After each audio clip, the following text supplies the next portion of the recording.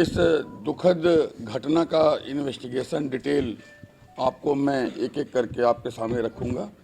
31 तारीख को ये दुखद घटना हम सभी के सामने प्रकाश में आई और घटना की सूचना मिलने के बाद सबसे पहले पीआरवी वहाँ पे पहुँची। पीआरवी के बाद चौकी प्रभारी पहुँचे। चौकी प्रभारी के बाद फॉरेंसिक टीम पहुँची। परिवार के सदस्य तो पहुँचे ही थे और साथ में आसपास के लोग पहुँचे। हमने पूरे घटनाक्रम को समझने के लिए सीन ऑफ क्राइम को माइन्यूटली एग्जामिन किया और हमने जो डिजीज की बॉडी थी उसको हमने केयरफुली एग्जामिन किया। आफ्टर केयरफुल एग्जामिनेशन हमने कई ऐसे सिम्टम्स थे जिसको नोट किया और नोट डाउन करके हमने विवेचना को आगे बढ़ाया। क्योंकि वो प्लेस ऑफ ऑकरेंस एक शहर के बीचों बीच में सेमी फॉरेस्ट एरिया जैसा है जो कि रेलवे ट्रैक के किनारे है और आप सभी पत्रकार बंधुओं ने उसे देखा है। तो हमने वहाँ पे माइन्यूटली एग्जामिन किया और हमने पाया कि उसका एक एग्जैक्ट जीटी रोड की तरफ है, दूसरा रेलवे ट्रैक की तरफ है, एक उसका तीसरा भी एरिया ऑफ मूवमेंट है जो कि घटना स्थल से दाहिनी तरफ जाता है और जो जाकर के आगे एक गांव की तरफ चला जाता है। हमने सारे तथ्यों को वहाँ पे माइन्यूटली एग्जामिन किया। वहाँ के टावर के डंप को हमने कलेक्ट किया। चूँकि वो रेलवे ट्रैक है और वहाँ से ट्रेन आती जाती है, इसलिए data analysis and data purification हमारे लिए बड़ा चैलेंज था। हमने उसको किया। हमने डेटा प्योरिफिकेशन के बाद हमने अपने आप को लिमिटेड टारगेट के ऊपर कॉन्सेंट्रेट किया और मीनवाइल हमने डिजीज के ऊपर, चूँकि हम लड़का जिसकी दुखद मृत्यु हो गई रोनिल, उसके पिता भी बगल में बैठे हैं। इनका बड़ा सहयोग रहा। इन्होंने जो भी टूल्स थे, जो इक्विपमेंट थे, अगर हम ये कहें कि हमसे ज़्यादा परिश्रम इन्होंने किया तो इन्होंने बहुत ही चीज़ें जो है समय के साथ मुहैया कराते गए।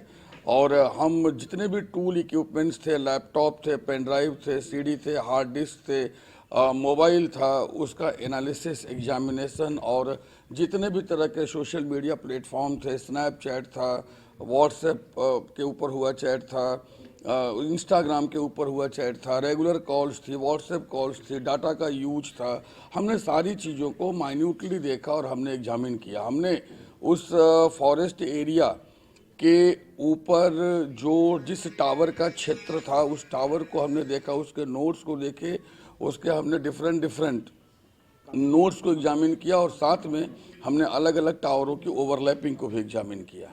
हमने देखा कि 1:34 पर जो हमारा टारगेट है वो उस एरिया में पहुंचता है और उसके बाद 2:32 से 2:35 के बीच उस एरिया को छोड़ देता है। हमने ये भी देखा कि अंतिम सीसीटीवी कैमरे में रोनिल जहाँ पे दिखाई देता है वो 2:08 के आसपास है। हम प्लस माइनस 2-3 मिनट का वेरिएशन लेते हैं और हम ये मान के चलते हैं कि प्लेस ऑफ ऑकरेंस तक पहुंचने के लिए उसको 5 से 6 मिनट का और समय चाहिए होगा, जहां पे लास्टली वो कैमरे में कैप्चर्ड होता है। हमने प्लेस ऑफ ऑकरेंस की मैपिंग की और डिजिटल मैपिंग करने से हमें जो पिक्चर वहां पे रिकन्स्ट्रक्ट होती हुई दिखाई दी उसे हमने नोट डाउन किया। हमने यहाँ पे सीन ऑफ क्राइम का रिक्रिएशन जो कि एक मजिस्ट्रेट की मौजूदगी में हमें करना है, हमने इस कार्यवाही को भी करने का काम किया है। इसमें थोड़ा बहुत काम और है, वो हम कर रहे हैं। इसके अलावा हमने जीरोइंग की और ये जीरोइंग हमने एक तरह से अगर आप कहें तो इस पूरी जीरोइंग को हमने एक प्रोसेस के तहत किया कि जो चीज़ें हमारे लिए आवश्यक नहीं है उसको हटाते जाओ, प्रोसेस ऑफ एलिमिनेशन। और प्रोसेस ऑफ एलिमिनेशन के थ्रू हमने लास्टली जा कर के 4-5 लड़कों के ऊपर हम कॉन्सेंट्रेट हुए कि ये 4-5 लोग हैं, ये 2-3 लड़कियां हैं, ये 4-5 लड़के हैं जिनके ऊपर हमें कॉन्सेंट्रेट होना है। और उनके ऊपर कॉन्सेंट्रेट करते हुए हमारी क्राइम ब्रांच की टीम ने, हमारे डीसीपी क्राइम ने अथक परिश्रम करके लगातार उनका एग्जामिनेशन किया और लगातार examination one after another examination के बाद हम धीरे धीरे हम इस चीज़ पे आए कि now we have to concentrate upon only 2 and process of elimination के बाद हम इन 2 पे कॉन्सेंट्रेट किए। 2 पे कॉन्सेंट्रेट करने के बाद हमने धीरे धीरे साइकोलॉजिकली चीज़ों को जितना भी हम, चूँकि ये स्टूडेंट्स के बीच का मामला है इसलिए ये सिचुएशन थोड़ी सी हमारे लिए टफ थी और पूछताछ करने का तरीका हमारे लिए बड़ा ही अगर कहे तो टफ था। हमने प्रोसेस ऑफ एलिमिनेशन के बाद केयरफुल साइकोलॉजिकल जो हमारा प्रयास था, मनोवैज्ञानिक प्रयास, उसको करते हुए हमने इस चीज़ को समझा कि एक जुवेनाइल गर्ल है, हम उसका नाम यहाँ पे नहीं लेंगे और लेना उचित भी नहीं होगा, और आप सभी बंधुओं से हमारा आग्रह भी है कि उसे प्रकाश में न लाएं। एक जुवेनाइल गर्ल है जो हमारे डिजीज को, मृतक को भाई मानती थी और इनका संबंध काफ़ी एक दोस्त, एक भाई की तरह बहुत ही घनिष्ठ संबंध था। लेकिन एक दूसरा पर्सन है जो कि अक्यूज्ड है और जो आज इस केस में अरेस्ट हो रहा है, वो इस लड़की के साथ प्रेम संबंधों में जुड़ा हुआ था। काफ़ी दिनों तक यह वन साइडेड रहा है एंड देन सब्सिक्वेंटली ये बोथ साइडेड दिखाई देता है। यहाँ पे जून के महीने में, मई के महीने में भी हैट्रेट की सिचुएशन आई है और वो टेक्निकल हमें एविडेंसेज जो है इसको कोरोबरेट करते हैं। 18 मई के बाद रोनिल के साथ उस जुवेनाइल गर्ल के नंबर ऑफ कॉल्स अचानक डिक्लाइन होते हैं, जबकि at the same time accused के कॉल तेजी से आगे बढ़ते हैं 10 दिनों के गैप के बाद। ये दिखाता है कि ये 10 दिन इनके बीच में सिचुएशन और संबंधों के खराब होने का दौर है और उसके बाद एक तरफ फ्रीक्वेंसी बढ़ रही है, दूसरी तरफ फ्रीक्वेंसी घट रही है कि किसी भी तरह की कॉम्प्लिकेसी हमें क्रिएट नहीं करनी है। सब्सिक्वेंटली फिर अक्टूबर में ये चीज़ दिखाई देती है। 21 अक्टूबर को हमें एक सिम्टम और दिखता है कि रोनिल ने लड़की को ब्लॉक कर दिया है और उसके ठीक पहले एक टेक्निकल, नॉन टेक्निकल इंटेलिजेंस जो कि हमें छात्रों के बीच से मिला था कि एक लड़की के विषय पर कुछ लड़कों में मारपीट हुई थी। इस शायद इसमें आप पत्रकार बंधुओं में भी बहुतों को ये इनपुट मिला था और इस इनपुट को एग्जामिन करते हुए हम लोग इस जगह पे पहुंचे कि ये जो झगड़ा हुआ था उसका आउटकम 21 तारीख को मोबाइल ब्लॉक करना था, क्योंकि रोनिल का ऐसा कोई इंटेंशन नहीं था, अतः उसने झमेले से अपने आप को दूर करना उचित समझा और उसने ब्लॉक कर दिया। ये कल्मिनेट करता है 31 तारीख को इस घटना के रूप में। उस दिन इनको, रोनिल को वहाँ पे पहुँचना था, ये प्री प्लान्ड था कि रोनिल वहाँ पहुँचेंगे और ये सारे सीसीटीवी फुटेजेज में दिखाई देता है। हमने सभी सीसीटीवी फुटेज को खंगाला और हमने देखा कि वो खुद चला जा रहा है। हमने बाद में तमाम चैट रिकवर किए हैं और पूछताछ में हमने बहुत सी चीज़ों को समझा है। हालांकि कुछ और चैट रिकवर किए जाने बाकी हैं और उनमें हमें डेफिनेटली इनको बुलाए जाने वाला चैट भी मिल जाएगा, जो कि हम एकदम विश्वास करते हैं कि चैट के थ्रू इन लोगों में वो टाइमिंग फिक्स हुई होगी और उसी वजह से वो वहाँ पे गए थे। Once that chat will be recover, will get it and will incorporate in investigation. यहाँ पे जैसा कि हमने अंतिम सीसीटीवी कैमरे में देखा है, रोनिल वहाँ पे दिखाई देता है 2:08 के आसपास और उसके बाद रोनिल वहाँ पहुँचता है 2:13 से 2:15 के बीच में और 1:34 के बाद, जैसा मैंने पहले भी कहा, 1:32, 1:34 ये डेटा और वॉइस कॉल में फ्लक्चुएशन है दोनों के टाइमिंग में। और वहाँ से लेकर के 2:34 से 2:36 के बीच में ये सेम सिचुएशन, सेम पोजीशन पे हैं और इसका हमने नोड मैपिंग भी किया है और हमने माइन्यूटली मैपिंग करके हमने उस जगह को मैप एग्जैक्टली किया है जिस जगह पे ये हैं। इसके लिए काफ़ी टेक्निकल एक्सपर्टीज की ज़रूरत पड़ी थी और उस टेक्निकल एक्सपर्टीज को जो टीम आई है उसकी मदद से भी हमने पूरा किया है। हालांकि कुछ सॉफ्टवेयर, जैसा कि सर ने अभी आप लोगों को बताया कि सॉफ्टवेयर की अनअवेलेबिलिटी की वजह से, और वो सॉफ्टवेयर उनको फॉरेन से लेना पड़ रहा है, उसके लिए तमाम प्रोसेसेस हैं और उस प्रोसेस के तहत वो सॉफ्टवेयर मुझे लगता है 1-2 दिन में उन कंपनी को मिल जाएगा। उसके बाद जो बचे हुए चैट हैं वो भी रिकवर हो जाएंगे। वहाँ पे भीतर स्कफल होता है और स्कफल होते समय उसका गला दबा दिया जाता है, जैसा कि हमारे पीएम रिपोर्ट में भी है। और अगर हम पीएम रिपोर्ट को देखें तो पीएम रिपोर्ट में रीजन ऑफ डेथ स्ट्रैंगुलेशन है, नंबर 1। नंबर 2, पीएम रिपोर्ट में एक चीज और साफ दिखाई दे रही है कि टाइम ऑफ डेथ 24 घंटा पहले है। तो हमने जो पीएम कराया था वो 3:30 बजे कराया था, लगभग 3 बजे कराया था। और 24 घंटा पहले, लगभग 24 घंटा पहले जो जाता है डेथ का टाइम, वो उसी समय पे जाता है जिस समय पे उस टावर के नीचे, उस टेक्निकल सिचुएशन में, उस आईपीडीआर में, उस सीडीआर में, उस लोकेशन की नोड में ये दोनों लोग एक साथ उपस्थित देखे जाते हैं। These are technical details.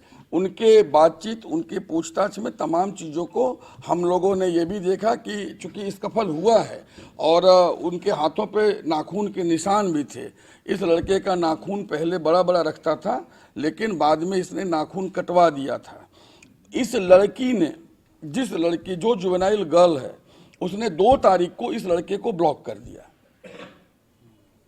जब 2 तारीख को उस जुवेनाइल गर्ल को, बिकॉज उस जुवेनाइल गर्ल को पता था कि ये अननेसेसरी डाउट करता है और ये हमेशा सिचुएशन खराब किए रहता है, इसी वजह से उस जुवेनाइल गर्ल को अपने व्हाट्सएप के डीपी में उसको अपने राखी बांधते हुए रोनिल को अपनी फोटो लगानी पड़ी थी।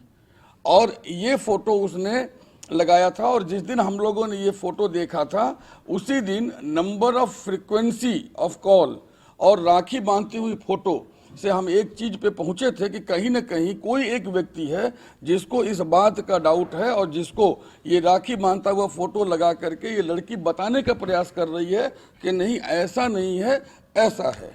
तो उस चीज़ को भी हम लोगों ने अकाउंट में लिया और हमने ये देखा कि 2 तारीख के बाद एकदम से इनकी चैट खत्म हो गई है, कोई बातचीत नहीं है। यहाँ पे जो बड़ा इंटरेस्टिंग फैक्ट है वो ये है कि लड़की चूंकि इनोसेंट है, वो 2 तारीख को जो कॉल हुआ है, कन्वर्सेशन है, वो डेफिनेटली इनके बीच का कन्वर्सेशन है जिससे लड़की को पता चल गया कि इन्होंने वो काम किया है। इसलिए लड़की ने 3 तारीख को अपने सारे व्हाट्सएप चैट पहले के डिलीट कर दिए हैं, लेकिन लड़के ने अपने व्हाट्सएप चैट सेलेक्टिवली डिटेल किए हैं। और ये इसलिए हम कह रहे हैं और कह सकते हैं क्योंकि जो लड़के की मोबाइल से व्हाट्सएप चैट हमने रिकवर किए हैं, जून महीने तक के हमने रिकवर किए हैं, अब तक हम जून तक का रिकवर कर पाए हैं। और हर महीने की हर तिथि की व्हाट्सएप चैट में सेलेक्टिवली डिलीटेड है।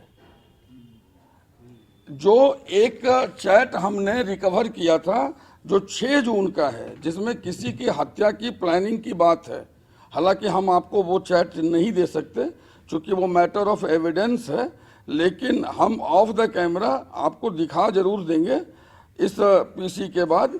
उसमें भी ये जब चैट हमने रिकवर किया 6 जून का, तो 6 जून के उस चैट में ये 6 जून का वो चैट है जो यहाँ पे है।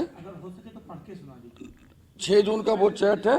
इस 6 जून के चैट में मैं कुछ एक लाइनें यहाँ पे मतलब ये है कि वहाँ पे मिलना है और उसको जान से मारेंगे, आ जाना, उसको जान से मारेंगे, फलाने फलाने फलाने।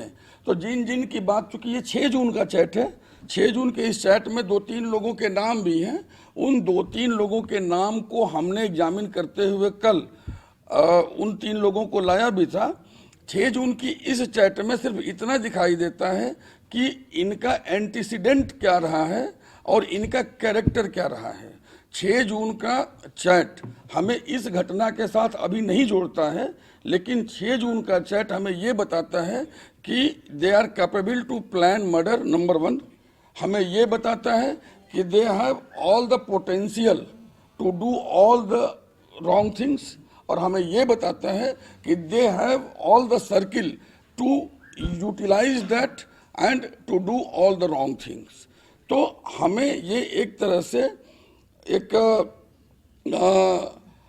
आगे बढ़ने की लीड देता है। बाकी जैसे ही चैट हम रिकवर कर लेंगे, जुलाई, अगस्त, सितंबर, अक्टूबर, नवंबर में तो खैर ज़्यादा नहीं है, इनफैक्ट 31 अक्टूबर की घटना है, तो हमें 2-3 नवंबर तक की, क्योंकि बाद में क्राइम ब्रांच ने 9 नवंबर को इनकी मोबाइल जो है जमा कर ली थी और इनको हमने पहले भी 3 बार एग्जामिन कर लिया था।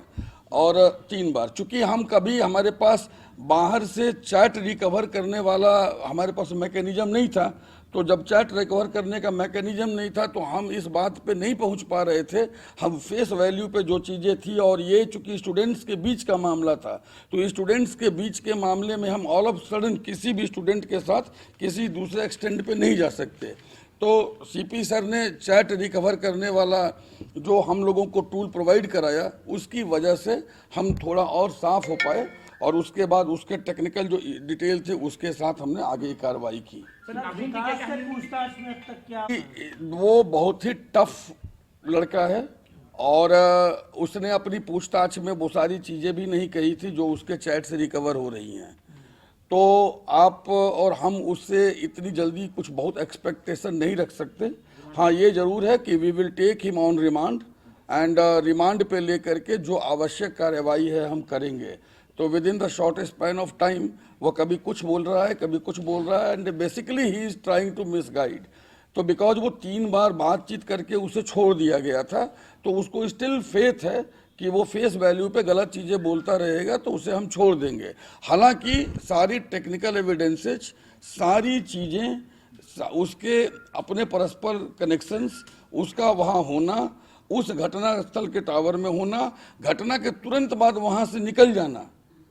अगर एक व्यक्ति घटना नहीं करता है तो ये कोई इंसिडेंस नहीं है कि वो तुरंत बाद वहाँ से निकल जाएगा। हालांकि उसने बातचीत में इतना तो एक्सेप्ट किया था कि वहाँ पे वो गया था, उससे उसकी हाथापाई झगड़ा हुआ था, लेकिन सारी डिटेल्स को वो ओपन अप करने को अभी भी रेडी नहीं है। Still we need time to investigate, and जैसे चैट रिकवर होता है विल इन्वेस्टिगेट इट।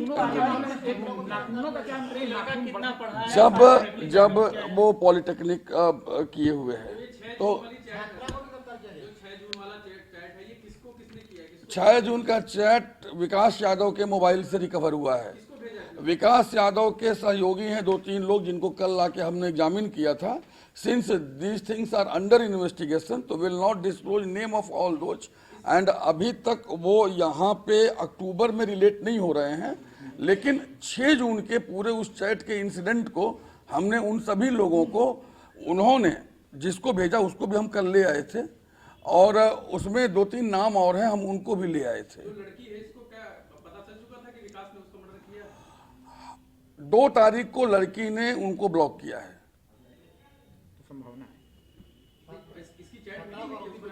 2 तारीख को लड़की ने लड़के को ब्लॉक कर दिया, और लड़की ने अपने सारे चैट डिलीट कर दिए। क्यों पूछा है लड़की से, ऐसा उसने क्यों किया?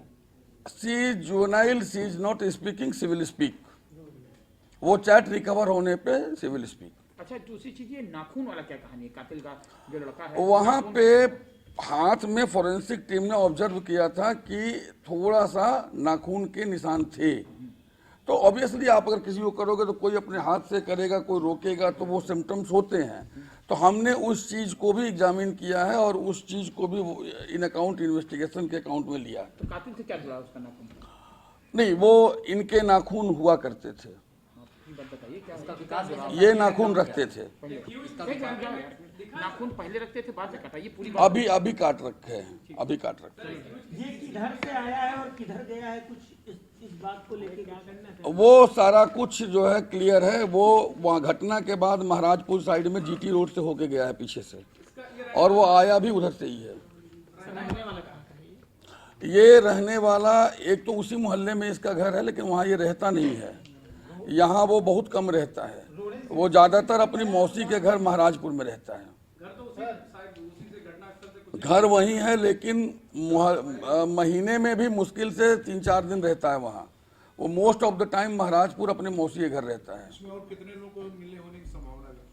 नहीं, हम अभी कोई संभावना यहाँ पे नहीं ले पा रहे हैं। अभी थोड़ा सा सर बताएं कि उसके पिता क्या करते हैं, क्या ये लड़का करता है, थोड़ा सा अगर नॉलेज।